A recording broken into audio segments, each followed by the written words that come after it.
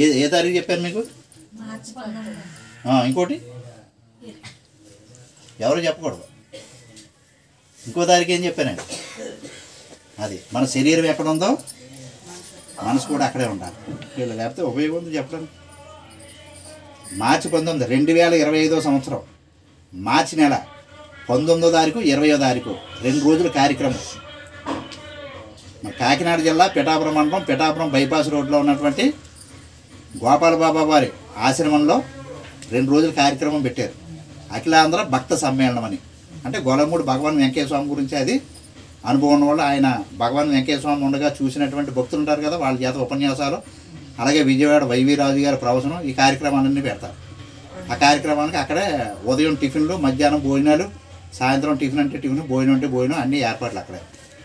మీరు ఉత్తప్పుడు వెళ్ళినా వెళ్ళకపోయినా పర్వాలేదు, ఈ టైం సద్వినియోగం చేసుకోండి. ఎందుకంటే పిఠాపురం గోపాల బాబా ఆశ్రమానికి వెళ్ళి మేము ఇక్కడ పడుకుంటామంటే పడుకునేవాళ్ళు. ఉదయం 6 గంటల నుంచి సాయంత్రం 6 గంటల వరకునే దర్శనాలు. సాయంత్రం 6 అయిపోయిందంటే క్లోజ్ చేసేస్తారు, పంపేస్తారు. అక్కడ ఉంటామంటే ఉన్నావు, ఏమన్నా డొనేషన్ కడతాం 10,000 అన్నా కానీ ఉన్నావు, బయట ఉండండి అంటారు. ఇటువంటి కార్యక్రమాలు జరిగేటప్పుడు అక్కడ పడుకునేస్తారు. ఎటువంటి కార్యక్రమాలు అండి? ఇటువంటి ఆధ్యాత్మిక కార్యక్రమాలు అక్కడ ఏర్పాటు చేస్తారు కదా. ఈ కార్యక్రమం రోజు ఒకటే రోజు, అసలు మార్చి 19. రెండో రోజు ఎందుకు పెట్టామంటే ఆ 2 రోజుల కార్యక్రమం అంటే ఇక్కడ పడుకోనిస్తారు, పడుకోవడానికి ఉంటుంది అని చేత 2 రోజుల కార్యక్రమం అడగండి అని చెప్పి అనుకున్నాం. 2 రోజులు అని ఓకే చేసుకోండి అన్న. ఆ మార్చి 19 వెళ్ళడం వల్ల ఏమవుతుందంటే అక్కడ ఒక అవధూత యొక్క కార్యక్రమం. ఎవరు? భగవాన్ వెంకయ్య స్వామి అంటే ఒక అవధూత యొక్క కార్యక్రమం ఇంకో అవధూత యొక్క సన్నిధిలో జరుగుతుంది. ఒక అవధూత యొక్క కార్యక్రమం. అవధూత అంటే ఎవరు? మన గొలమూడి వెంకయ్య స్వామి కార్యక్రమం అవధూత. ఇంకో అవధూత అంటే గోపాల బాబా గారి సన్నిధిలో కార్యక్రమం జరుగుతుంది. గొలమూడి వెంకయ్య స్వామి గారు ఎలాగైతే ఏలుముద్దలు వేసి భక్తులకి ఇచ్చేవారో, ఏలుముద్దలు అలా వేస్తూనే ఉండేవాడు అమ్మా ఆయన. ఒకళ్ళు భక్తులు ఇంటే అంత దొంతలు పెరిగిపోయి ఉండేవి. అవి ఏం చేయాలో తెలియక, వీటి విలువ తెలియక పాడేసి పంచిపెట్టేసి అది చేశారు. ఇప్పుడు వెంకయ్య స్వామి ఇలా ఇంటికి వచ్చారనుకోండి, పగలో రాత్రి అలా పాతకైతాలు అనేవారు. పాతకైతాలు ఉంటాయి కదా పేపర్లో, న్యూస్ పేపర్లు తెస్తే ఏలుముద్దలు అలా వేస్తూనే ఉంటారు. రాత్రి తెల్లవారులు, పగలో రాత్రి. అదే డ్యూటీ. ఇంత దొంతలు ఒకళ్ళ ఇంట్లో బత్తాల్లో పెట్టి దాచేవారు. ఒకళ్ళ ఇంట్లో ఉన్నా కానీ పొట్లు పోతాయి కదా, అయినా కానీ అలాగే ఉంచుకుంటున్నారు ఇవ్వకుండా. కొంతమంది పట్టుకొచ్చి దున్నులు వేసేసారు. పొట్లు పోతున్నాయి కదా, 50 సంవత్సరాలు 60 సంవత్సరాల క్రితం ఉన్న పేపర్లు పాడైపోతాయి కదమ్మా. ఆ బత్తతోటి పట్టుకొచ్చి దున్నులు వేసేసారు. కొంతమంది తెలియక, కొంతమంది పేపర్లు బాగున్నా కూడా దున్నులు వేసేసారు. ఏం చేయాలో తెలియకండి.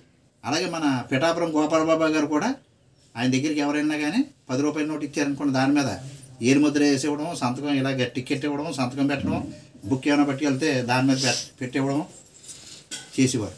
మా అబ్బాయి పెళ్లి పుస్తకం పట్టుకెళ్ళారు.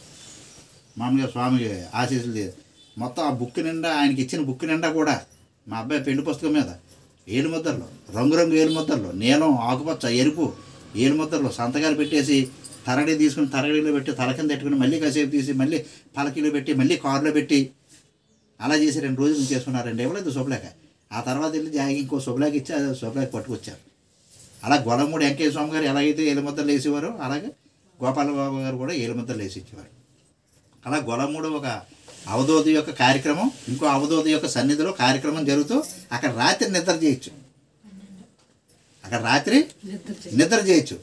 అయితే మంచి అవకాశం అది. మార్చి 19, 20 దానికి డొనేషన్లు అవి చందాలు మీరు ఏం కట్టట్లేదు, సద్వినియోగం చేసుకోవాలి అవకాశం ఉన్నవాళ్ళు.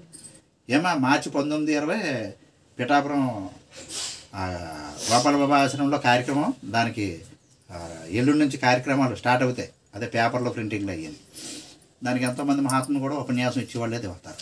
అలాగే ఈ గొలమూడి వెంకయ్య స్వామి యొక్క ఈ పారాయణం చేయించుకునేటువంటి భక్తులకి, దంపతులు ఇద్దరికి కూడా వాళ్ళ మనసులో ఉన్నటువంటి కోరిక నెరవేరాలని ఆ వెంకయ్య స్వామిని మేమంతా కూడా, నేను నాతో పాటు